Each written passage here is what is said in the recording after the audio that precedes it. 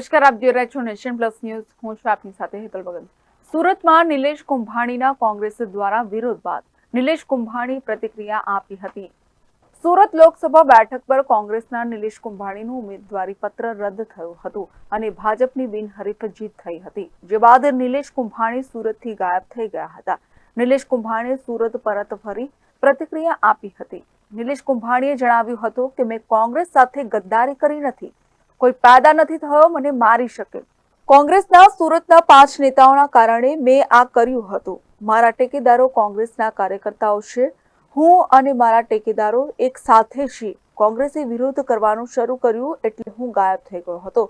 મારા ટેકેદારો અને કાર્યકર્તાઓ બદલો લીધો અને હું પણ તેમાં સાથે છું.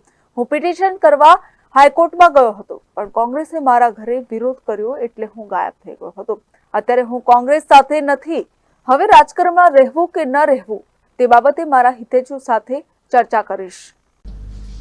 ચૂંટણી હતી, કોંગ્રેસ પરિવાર જોડાયેલો હતો. મારા નિવેદનથી કોંગ્રેસને કાંઈ નુકસાની ન જાય એટલા માટે હું ચૂપ હતો. તમને પણ ખ્યાલ છે આ પરેશભાઈ ધાનાણીની મર્યાદા નડતી હતી, શક્તિસિંહ ગોહિલ સાહેબની મર્યાદા નડતી હતી. એટલા માટે મારા નિવેદનથી ચૂંટણીનું રિઝલ્ટ આ ચૂંટણી પતે પછી મારે હાજર થવું હતું. મારા નિવેદનથી કોંગ્રેસને કાંઈ નુકસાની ન જાય. બાકી તમે જાણો છો 2017માં કોંગ્રેસે મને શું કર્યું હતું. અત્યારે ગદ્દારીની વાત કરે છે. 2017માં મને ટિકિટ અગાઉ જ કહી દીધું હતું, ટિકિટ તમારી છે, મહેનત કરવા મળો. મેં ખર્ચો કર્યો તો મહેનત કરી હતી 2017માં. 2017માં મારા મેન્ડેટ ઉપર ભાજપમાંથી આવેલા અને મેન્ડેટ આપી દીધું હતું. ટિકિટ મને મફત નહોતા આપી. જે તે પ્રમુખ હતા એના એજન્ટ દ્વારા અમે ટિકિટ લીધી હતી. ત્યારબાદ ઉપરથી રૂપિયા આપ્યા, એમને ટિકિટ આપી દીધી. મેં પાછું ટીવીમાં હમાસર આવ્યા, મેન્ડેટ બીજાને આપ્યું છે.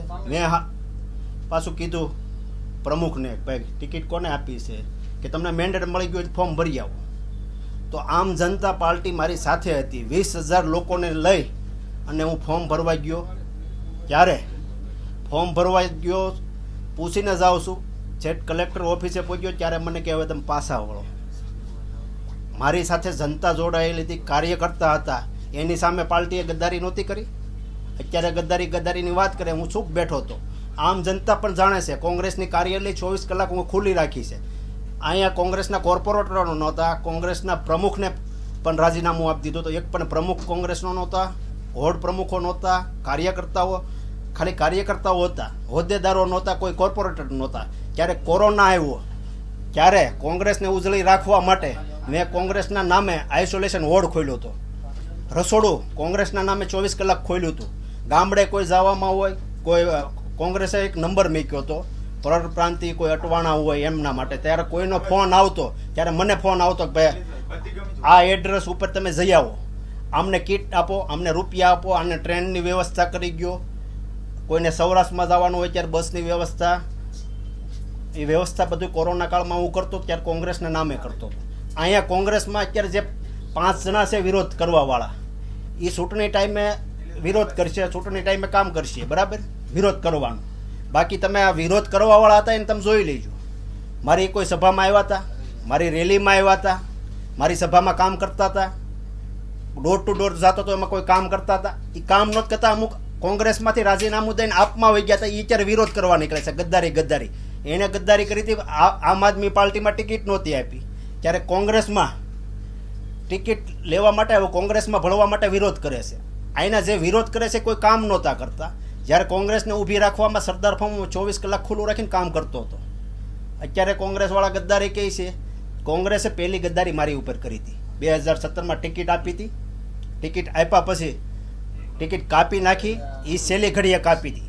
અત્યારે મારે આ કોંગ્રેસ સાથે કરવાનું જ નહોતું, પણ મારા કાર્યકર્તાઓ જે ટેકેદારો છે, ઓફિસનો સ્ટાફ છે, મારે કાર્યકર્તાઓ છે, એ નારાજ હતા કે ભાઈ આ એક પણ આના પ્રમુખ બનાવે, વોર્ડ પ્રમુખ બનાવે, બહારના લઈને બનાવડાવે. વોર્ડ પ્રમુખ કામ કરે ને બીજા પાસે કામ કરાવડે, કામ કરે ને. આના કાર્યકર્તાઓને કામ કરવું હતું, પણ આના બની બેઠેલા 5 નેતાઓ છે એને કામ કરવું નથી ને કામ કરવા દેવું નથી. આમ આદમી પાર્ટીના નેતાઓ કે કાર્યકર્તાઓ અમારી સાથે કામ કરતા હોય, કે અહીંના કોર્પોરેટરો કે વિરોધ પક્ષના નેતા કામ કરતા હોય તો એમનો વિરોધ કરે કે એમને તમે શું કરવા સાથે રાખો છો. એમના ફોટા કેમ મારો છો, અમારા ફોટા કેમ નથી મારતા, અમને કેમ મારે? એટલે ભાઈ આપણા કોઈ અહીંયા ચૂંટાયેલા નથી, આપણા કોઈ હોદ્દેદાર નથી. હોદ્દેદારો જે છે એના કાયદેસર કોંગ્રેસના ફોટા મારીએ છીએ.